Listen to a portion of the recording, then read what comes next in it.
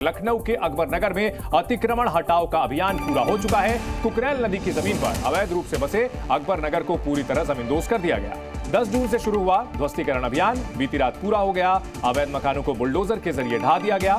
प्रशासन ने 24.5 एकड़ जमीन पर बने 1200 से ज्यादा अवैध निर्माण को जमींदोज कर दिया है। लखनऊ प्रशासन ने यहां अवैध निर्माण के खिलाफ पहले लोगों को नोटिस दिया था, जिसके बाद सभी अवैध निर्माण को ढा दिया गया है। फिलहाल इलाके में कुकरेल रिवर फ्रंट बनाने की योजना है। कुकरेल नदी जिसके किनारे पर सालों से कब्जा करके 1200 से ज्यादा मकान और जो कमर्शियल कॉम्प्लेक्स थे वो बना लिए गए थे, और अब जो नजारा है वहां पर आप देख सकते हैं बिल्कुल खाली हो चुका है इलाका।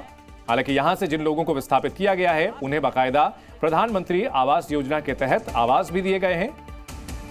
बड़ा सवाल यह है कि भ्रष्टाचार के जरिए और जैसे कि नगर निगम की लापरवाही की वजह से बड़े पैमाने पर नदी के किनारे सरकारी जमीन को कब्जा कर लिया गया था और अब यह पूरी तरह से खाली कर लिया गया है इलाका।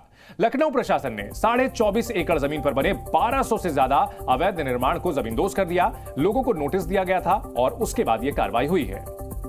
चल रहे अब तक के सबसे बड़े डिमोलिशन का काम लगभग पूरा हो चुका है।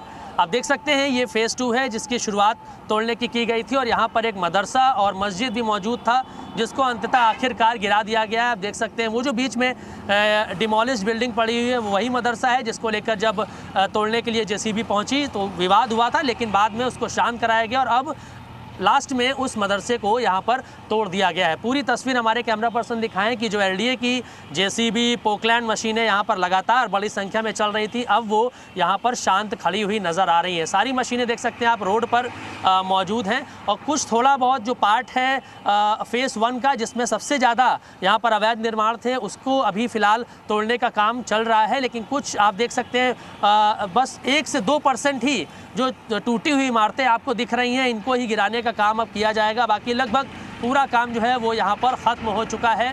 जो गाड़ियों की आवाजाही है ट्रैफिक को खोल दिया गया है। जो पुलिस के तमाम अधिकारी और जो फोर्सेस यहाँ पर हमें रोज़ नज़र आते थे आज वो नज़र नहीं आ रहे हैं। एलडीए के अधिकारी भी यहाँ पर कोई भी नहीं दिख रहे हैं। तो ऐसे में अब ये मान के चला जा रहा है कि जो डेमोलिशन का काम अकबर नगर में किया जा रहा था 1200 आवासीय और लगभग 110 व्यावसायिक जो अवैध निर्माण यहाँ पर किए गए थे कुकरेल नदी के किनारे सरकारी ज़मीन पर, उसके डिमोलिशन का काम अब लगभग यहाँ पर ख़त्म हो चुका है और अब इसकी साफ़ सफाई का काम जो है वो किया जाएगा।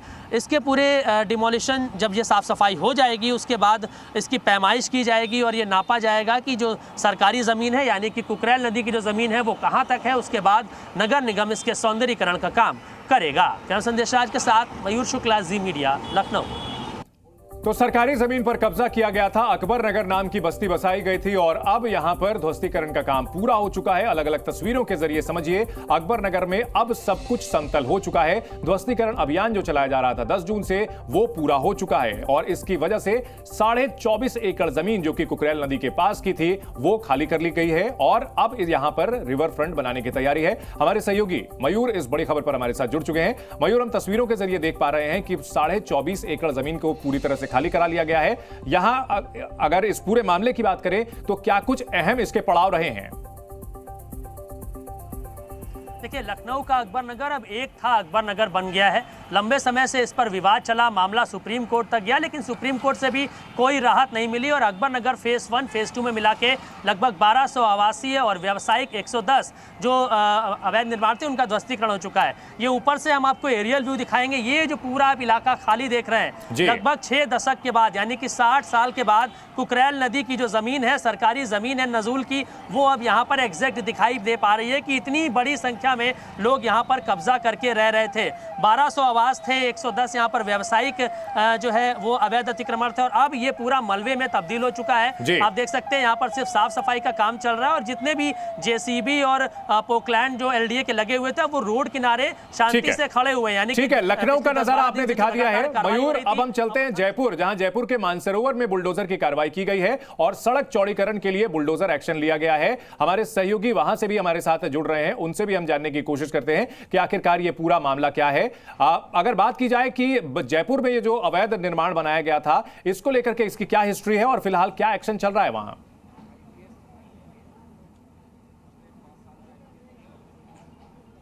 हाँ बिल्कुल, देखिए ये मानसरोवर क्षेत्र में जो निर्माण हुआ था उस पर ये कार्रवाई चल रही है। जेडीए की कार्रवाई है, आज कार्रवाई का दूसरा दिन है। 18 जून से 21 जून का जेडीए को ये अतिक्रमण हटाने का डेडलाइन दिया गया था। ऐसे में हाई कोर्ट के निर्देश पर ये कार्रवाई है। ये तस्वीरें हम हमारे दर्शकों को दिखा सकते हैं कि जेडीए लगातार ये कार्रवाई कर रहा है। आज दूसरा दिन है। कल 10 बजे शुरू होकर 3 घंटे के लिए कार्रवाई चली थी, तकरीबन 1 बजे तक कार्रवाई चली और 2 किलोमीटर का ये पूरा जो एरिया है अतिक्रमण का, उसमें ये कार्रवाई होनी है। ऐसे में लगभग 1 किलोमीटर से ज्यादा का एरिया पूरी ठीक है कवर। ठीक है दिनेश, हम आपके पास लौटेंगे। अगर बात की जाए मयूर, यहां आप जिस तरह से बता रही थी कि 6 दशक से अतिक्रमण था, लेकिन दिलचस्प बात यह है कि जिन लोगों की वजह से अतिक्रमण यहां पर हुआ था उनके ऊपर कोई कार्रवाई नहीं की जाएगी। जिन लोगों ने अतिक्रमण किया उनको तो सजा मिली, उनको अपनी जगह से विस्थापित होना पड़ा, उनके रोजगार, मकान सब कुछ जो है बदल गए। लेकिन जिन लोगों की वजह से हुआ उनके ऊपर क्या कार्रवाई होगी? और बड़ा सवाल यह है कि ऐसे कितने अतिक्रमण राजधानी लखनऊ में और हो सकते हैं?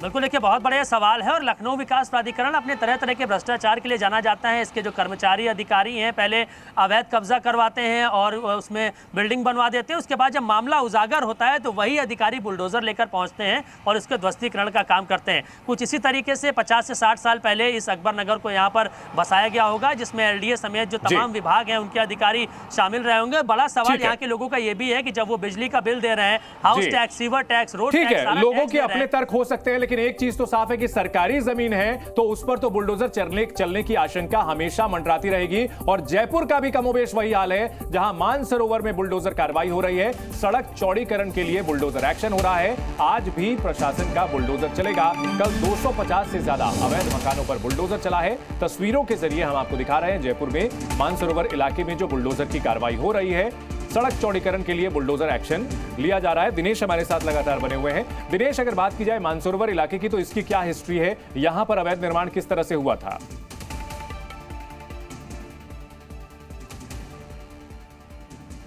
दिनेश, आप हमें सुन पा रहे हैं? दिनेश, अगर आप हमें सुन पा रहे हैं तो आपसे समझना चाहेंगे मानसरोवर इलाके में अतिक्रमण की क्या हिस्ट्री है, क्या इतिहास रहा है और जयपुर में ऐसे कितने और अतिक्रमण हो सकते हैं?